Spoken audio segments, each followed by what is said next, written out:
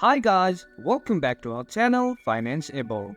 In today's video, I'm going to show you how to log into your ByDFI account. So, without further ado, let's jump right into the video.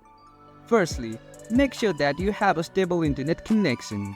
Once you do that, just go to your default browser and search ByDFI account login. Once you hit search, you'll find login to ByDFI account on the top of your search list. Just click here.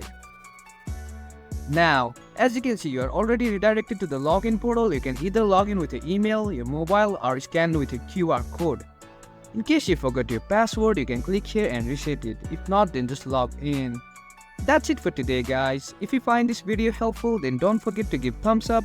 Comments and feedbacks will be appreciated. Subscribe to our channel and don't forget to hit the bell icon so that I can come up with more content like this. Until then, have a great time.